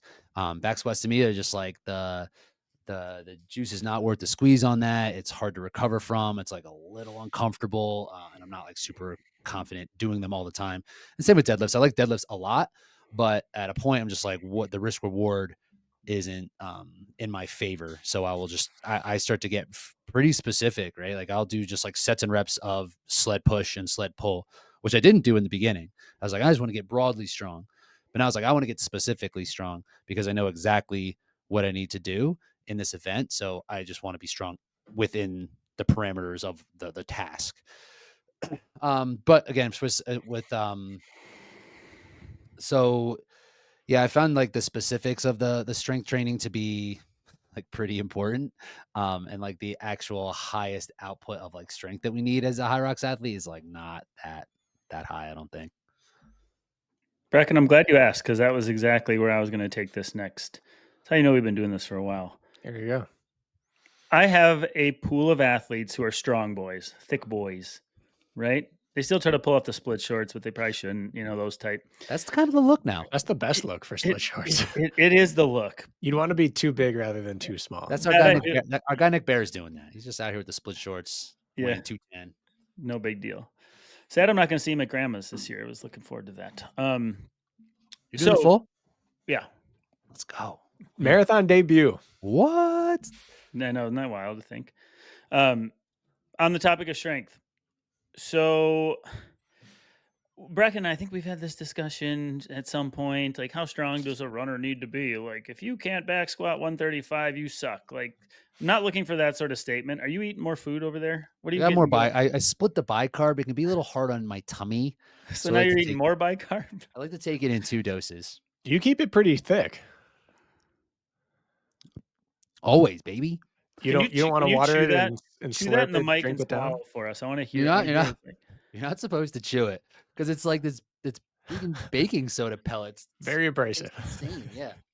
And like taking it in like the one pack of this is like 5 grams of salt, so like 5,000 milligrams. So it's like this monster gut bomb. So I kind of have to be careful around like how much electrolytes I'm taking with it too, because then we'll just kind of like run out pretty of serious my about body. this. You're pretty serious about this fitness stuff, huh? Yeah, man. We're doing what we can. Okay, so do I need to hold off on my questions so you can chow and then? Keep it coming, man. I'm not even All chewing. right. This is still better faces than he'd make with his ketone IQ stuff. Ketone IQ is where it's at. Have you guys played with that at all? No. I got a bunch sitting in my cupboard. I haven't touched it. It's I like it for if I do a hard workout and then I need to operate as a human being, like and talk to Afterwards. people. Yeah, That's it what like I've does heard. give a little bit of a Could cognitive probably boost. use that as a dad. Just in life. Yeah. My We question don't all is, have the feed sponsors, Rich. We sure don't. I just get stuff, anything. I'm like, what is it? Send it. I'll take it. So, traditional strength in any domain, even for the runners that I work with, myself included. Like I'm looking to run a fast marathon, but I'm heavy barbell lunging and squatting, for example, because I just needed to feel good, right? Okay. Yep. Like the man I want to feel like. But what I'm asking is I got these guys, right, that are throwing around. Maybe I get them heavy sets of 3 or 5s at some point, and let's say they're rolling sets of 255 on back squat, right? Or they're moving around a lot of weight. Oh, do you think like do you have like minimum standards that you think are even relevant, or do you think it's literally somebody that could only back squat 135 by 10, I use quotation marks, could have enough strength to move the weight effectively, knowing nothing else about their aerobic conditioning? But like, what are your thoughts on like minimum strength? Because what I waffle over as a coach, and this is a selfish question, and we're always learning and experimenting, right? Is like, am I just giving them this work when really they've got that box checked, and maybe we should use that exact same amount of time elsewhere? So I waffle over that, and I want to know your thought process there. Yeah. I mean, there definitely is like a threshold that you need to be able to cross in terms of strength. I don't know what it is, and it probably has a little bit more to do with like body size than anything. Like Sure. if you are at a certain level, if you can do back squat at 185 and are 210 pounds, and as opposed to 195 and you're 145, like the bigger dude's probably going to be better anyway. There's definitely a weight moves weight type of thing here. Mm. I haven't really been able to pinpoint it. It's probably not that high. And on the other side of people because a lot of people are coming from strength backgrounds in this and who do need to work on the running, but they got the way that they are because of the way that they've trained in the past. They obviously like it. Right. So you just like have to give it to people, even if it might not be that beneficial, that it's just going to make them feel better. So like, Mm-hmm. it's not a very concrete answer, but I would be the same thing you're doing, right? It's like, you like squats, you like to look good. You think it's going to be helpful for just like your mentals. It's like, I usually keep it in where is it going to be better if they did like, 60-minute cycling or something like, probably, I just go but back and forth, like, there's a tipping point, right? Like, moving muscle is costly. Like, moving muscle through space is costly, and that's why you don't see 220-pound 15-minute 5Kers because they don't exist because it's impossible. No matter if you have a VO2 max of 85, if you're 220 and 5'10", you're probably not running fast. for sure. Sorry, even though you have the best engine on the planet, right? And so it's like always like that balance, like, is there really a formula there? People break the mold. You look at Dylan, of course, but then you look at name the athlete on the opposite end. So I guess I Hunter. don't know. I don't Yeah. have an answer for it either. I just find it intriguing that you told me that you roughly weigh the same as you did in your OCR days, but appearance wise, I wouldn't have guessed that. Yeah. And so I don't know, just something that I haven't pinpointed yet personally. Yeah, same. Bracken, have you pinpointed that answer? No, no. It's because you have to be able to put out either way, whether Yep. you can squat 500 or 155, you have to be able to work hard for an hour. And Dylan, it's every single movement's going to cost him a higher percentage of his max, which is going to cost him less than the guy next to him, who it's costing him less percentage of his max, but costs him more every time he has to rep it. Like Yeah. I think there's some minimal strength work needed to be able to structurally handle the work, but I just can't. We've tried numbers before. We've said numbers, but it's like saying, what 5K do you need for OCR success? Right. That was the Exactly. next question I was going to ask, though, actually, is if you were to take the top 10 high rocks athletes in the world, men and women, maybe you wouldn't know, of course, you probably know men a little bit better, but what do you think the slowest 5K and the fastest 5K, if you were to put you all on a start line? I'm not even asking for names. What do you think it would be? What do you think the slowest 5K top 10er and the fastest 5K top 10er would run right now? We actually did get a cool example of this last year because Ronkovich, he ran a 5K like the week after Worlds, and granted, like he just won Worlds, right? So he's probably like, this race matters to me 0. So maybe he could put out a little bit more, but he ran 16 flat on a track the week after He's High using Rocks Worlds. spikes. He was like going for it, and the way he was talking about how fast he was going to run, I thought 16 flat was a little disappointing. Like, but looking at him, and if I didn't know like what he was saying, I would say 16 flat's like pretty good. Really good. Where the slowest top 10. So he would be the fastest? I mean, what do you think Well, you he could was the run right fastest now? high rocks athlete. I would smoke him. You could do that in your sleep. Yeah. Smoke. That What was one would of my Palaio run in a thresholds. 5K? Palaio would probably be like 15:30. What about you right now? Yeah, probably around there, maybe a little bit faster. I'm not sure. Depends on sea level. Depends. And what about like what could I don't know. Watson's not top 10, but he's like 15. if you say someone who leans on stations, well, let's say Hunter.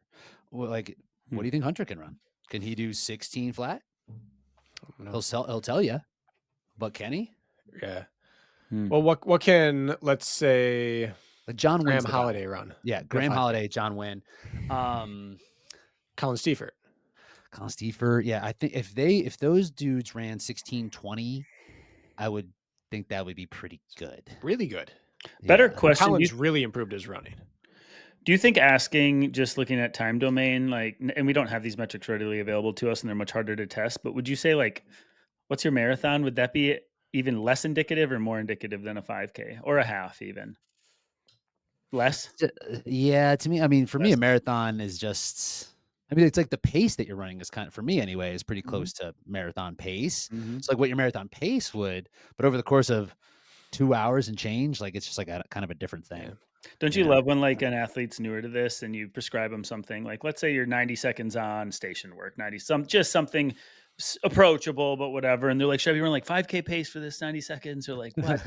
And you're like, you tell them like, let's start a marathon pace and see. And they think it's so slow. Like it's only 90 seconds of running. I'm only running 4 minutes at a time. And they look at you like, are you sure about that? Like at best, you're going to be running marathon pace during this thing for your first couple go rounds. It's like so hard for people to wrap their head around. I always get amused. That conversation happens almost with everybody in the beginning. It's like when they say 5K pace, like you don't really know what 5K pace feels like. You don't want to do it at 5K Right. pace. Yeah, It's exactly. not something you want. No athlete ever asked, can I do this at 5K pace? If the option was slower. For Like, sure. no track guy ever pushed for more 5K You reps. see I 5K, we remember lose. when you prescribed it. This actually, Rich might have had this prescribed back in our leaderboard days. You prescribed OCR 200s, and the indicator was 10K pace, and we were only running 200 meters. And I was like, what? This guy doesn't know what the heck he's talking about. It's 200 meters. I'm running 200 meters at 6 mile pace. This guy's an idiot. I got into that session. I understood. But then, Right. well, yeah, Stuff gets real fast. the first 200 was a joke. And after that, and the station work, and now you're whatever, they were like 1200s in total. Yeah, Compromised 10K pace is nasty. What happened gross. to burpee 10K? We still That doing was that? that was Bring COVID. bring it back. And we Bring were it giving back, something to man. the people. COVID. Yeah, Did you man. were you the champion or was Gaudette the champion? You were. Gaudette beat me, Got whatever. sandbagged. He waited till I went. I got second and third in the beer mile. Freaking Bauer beat me in the beer mile. Unbelievable. Take That was his that. only beer of that decade. For sure. He showed All up, he right. was wearing gloves, So, with all bottles. this being said, you've identified pieces of why you're successful right now. But there's always like the binding pieces to that, whether it's headspace, whether it's perspective, whether it's confidence, whether it is just getting race experience. Why are you so successful right now? This is your longest stretch of, in your words, good racing in a row. Mhm. And it's the highest you've ever been ranked in the sport. I don't care which ranking system you subscribe to. And it's got to be, if there were Vegas odds, this will be the highest you've ever had to make the podium at Worlds. And you'd be on the list for a, odds at a win. You're at a place right now where you're as high as you've ever been and successful as you've ever been. And you're old for Yes. a running For an job. athlete. For I For a would an feel to be athlete. back at 39. Don't Not know how good old he for a got it. person, Way. old for an athlete. So No why? doubt. What has all come together? With the whole process of figuring out what's working physically and all the nuance of like the paces and the heart rate and needing to like what effort needs to be there, what movements need to be there. Uh, None of it matters if I wasn't able to come and perform that day. So I started taking my recovery a lot more seriously. And I think that's just like because I got to that point. It's like I've tried doing more. I've tried doing more these past 2 or 3 years, and I can only do one other thing now, and it's do less. So doing less has actually yielded just like such better results, and like I feel happier. I feel like I'm recovering. I'm sleeping well. Like nutrition's no problem. Like yeah, like body composition's great. Like I'm not like fighting against all these factors because I'm just like overworked and stressed. Um, which I think had like if this was 10 years ago, would I have gone the route of doing less? Like probably not, you know? So I think it's a little bit of the byproduct of the age and like having enough experience and maturity as an athlete to understand like sometimes when I want to do like something I don't necessarily feel like I should be doing to get better results. So like doing less has yielded better results. Specifically, what does taking recovery more serious look like to you? So one major shift I made was I started taking complete rest before my key quality session. Like no matter what, like I've take a complete rest day where I'm just chilling. So I get to that quality session. The one I do two. I have one that's like the most important for me, and I'm ready. Like I by the end of the day, by the end of my off day, I'm like excited for this workout. Where in previous cycles, I would just be like, okay, it's a workout. I'm going to be able to accomplish it. I'm going to be able to do it, but I'm not like looking forward to it. And now I always look forward to this quality session. I'm always confident I'm going to hit it. So I get like this physical rest, which leads to like this mental recovery. So I can come into this event and just like come into like a workout and know it's going to go well. So it's given a high level of confidence too. Hmm. Like rest day, as in nothing structured, Yeah, like walking around, like doing light. some stretching. Yeah, Have you like taken that philosophy to races and before race day now? yep, Wow. Like nothing. complete rest the day before. And you feel like your body, mind, it's more ready because of it. You just don't hear that very often. It's not an approach I've ever took. Yeah, it's just like I know I do it in training every week, right? So it's like Sure. if it works it's not there's no reason it's not going to work Right. at race. Yep. I would say as my OCR, I hesitate to say career, but career peaked, I was doing the least I've ever done the day before. Part of it was travel was never good for OCR. Right. And I would just say I'm not forcing a workout, but that does track for me. Yes. What else? Um, It's interesting because I feel like I'm in the opposite boat almost. Like you're marathon training though. it's just so different. You're so correct. But talking to the recovery and availability, I'm actually at a point where like I only run 5 days a week. I do no supplemental cross training, and I strength train 3 times a week, and sometimes I half-ass that. But when I put on my Alpha Flies or my Metaspeed Skies on Tuesday, I'm ready. And when I need a quality long run, like I could do 70 a week, I think I'm be available, but there's something about showing up and making it count and then taking Wednesday's a rest day for me. I barely do any strength work and so is Sunday now, but like Yeah. being available is just so important. And I don't know if can you do that at 25 if you only have a handful of years under you, or does it take the sacrifice of not that to get there? That's a good it's just tough. I don't know what the answer is, but anyways, I agree with you, by the way. I'm ready and available and I could be doing more and I'm choosing not to for the very sake that you're outlining. Right. Um, what is the other recovery stuff Bracken was asking? Sorry, not to talk about myself. I'm interested. Yeah. Thank you for They Well, and they saying. it's an hear. important concept. Those extra 10 miles per week, 15 miles per week, can you quantify if they're better than 25% more quality work on your individual session? Like, can you quantify that 10 miles of aerobic work beats being better on your quality days? I don't think you can. If it's 40 miles, you could maybe argue it, but Right. And that, yeah. And that's kind of like, I feel like I've been bound by this system of like endurance training. And like, I just recently had this thought because I like now where my running is and like the amount of like anaerobic threshold that I'm building, I'm still finding myself bumping up against this like, uh, mental ceiling, like this glass ceiling of like, should I do more or is it going to be a problem? And it's because of like Daniel's formula. It's Mm. like, oh, Daniel says the percentages shouldn't be out of whack, but like that doesn't matter for what I'm doing. your And body doesn't know percentages. exactly. So it's like I feel like I've just had been bound by Mm. this idea of like what works historically in running, um, that I've kind of like pushed against. How That'd be many hard days for per me. week are you running right now? How many days per week? I I think 5. 1 complete rest. Yeah, 5 to 6-ish. Like, sometimes it'll be, like, some mixed modality work where I'm just doing, like, 400 at a time at zone 2, so it's, like, barely running. I'll accumulate, like, like 2 miles. Um, 5 days per week of running, 40-ish miles per week, 2 big quality sessions, and a bunch of extra aerobic work. and swimming. Swimming is something I've added. That is something that I have, uh, that I don't know. How much swim training have you 2 done? I've done more than I cared to in the past. Was you doing tri stuff or were you a swimmer? We'll try stuff for just like 2 years, but I actually resorted to the pool on the injury front a number of times. Oh, that's true. Um, And front you're crawl, swimming? mostly front crawl. Yeah, I mean like typical. Yeah, what are you doing? Swimming like traditionally, it's like swimming laps. Yeah. Huh. Yep. Swimming laps. I do that Yeah. twice a week. Um I feel like the workout that I'm getting aerobically and like a respiratory workout, like if it was like ventilatory threshold that was is what the marketer would be doing, I feel like I'd be at like that ventilatory threshold 2, which like is in line with anaerobic threshold and lactate threshold. But my heart rate's like 100 beats per minute because I'm horizontal and I'm in the water, you know? So I feel Hmm. like I'm getting some good quality like breathing work in without any consequence.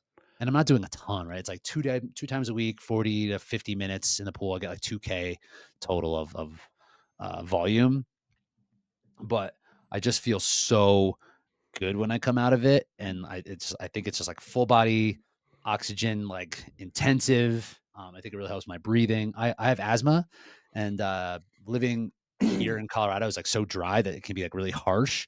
So I like kind of being in the water, just like get a big rush of humidity. I come out of it feeling like I'm breathing better. That has been a major change in my training, something I just like hadn't done in like decades. So again, I just want to reiterate, 5 days per week running ish, 40-ish miles, 2 quality sessions, 2 pool sessions, extra aerobic and strength work. 2 strength None of sessions, yeah. that 2 strength sessions, none of that adds up to what on paper would excite someone to try to become a world champion. Uh-huh. Of all the plans you and I have ever talked about, this is the least sexy. Yep. And that is kind of the point. I think with High Rocks in general, like the biggest challenge that we're facing is not overtraining. And Like you're seeing it this year. yeah, it's like it's really easy to overdo it, and maybe it is just because I am older, and maybe if I could do 25% more work, I would have 10% better results or something. But for me, this is what's working. So then you pivot. Let's say High Rocks goes under tomorrow. Okay. And you get super psyched about the road racing scene. What are you bringing from this back to your running pursuits? How much of this stays? The aerobic stuff, probably quite a bit.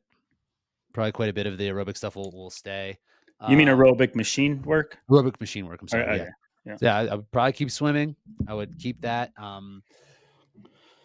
Would I do mixed modality work in terms for quality? I don't know. Maybe some echo bike stuff. Yeah, Kirk, you're down with the fan bike, right? So I'd probably I what I am, but do. if I have to. All right, I might keep it because just so I can get more volume. It kind of keeps me like I say this to myself. It keeps me in the game. It keeps me in the workout. Where if I'm needing to run whatever 10K in a workout, like it's like a lot, but I can run and bike double that. Double that amount of volume. That's probably what I would take. Oh, something I have added is that like the old X Factor day, like 30-second hill sprints. Mm-hmm. You're back on that? I'm on it, dude. And doing strides before my workouts. I'll do like 4 to 6 strides before a quality session. And mechanically, man, things are like popping right now. Okay. It's a good feeling. It is good. It's like, oh wow, I feel fast again. So you're also looking for things during workouts to keep the workout going. Yes. You're not trying to finish it in the time you're like get the best out of and be done. You're trying to, I'll pivot to another movement if it allows me to stay in it and go more. 100%. That is very against the running code. And well, when you need to be, because and sometimes I'll feel like mechanically running, I'm like, okay, put myself in good positions while running at this high output, right? And being able to I can do it for like 3 minutes, but can I do it for like 30? It's like not as well as I would want to. So that's why I don't think I would do as well in something like a 10 mile or half marathon or marathon. Just like mechanically, I think I would break in those positions. I'm not that resilient. Where you need to be resilient when you're preparing for it. So you need to run well. But we don't need to run well for 3 or 4 minutes at a time here. Yeah. Your answer of recovery, I feel like I shove it down people's throats that listen more. They probably roll their eyes when I'm like, you need to rest, take your down week or do this. And it's just good to have somebody else to echo it, to be honest. It's from a coaching side, it's frustrating, but I like it from a competitor standpoint. I'm like, oh yeah, I'm resting more. People are like, dumb, not doing that. Like, great. It works for me. Well, no one ever seeks more rest until they've gone too far. And knowing that you've gone too far is the thing, right? It's like, because you can double down. It's like, maybe I'll just Either go find it not doing or more. it finds you. Right. And that takes a while. I think we've covered it. At least what I was curious about. That was actually exactly what I was hoping to just get a timeline. Wherever people listening find themselves in their progression in hybrid, I think you probably could relate to a number of things you said. Brakken, did you have anything else that you wanted to explore? Not a single thing. Wow.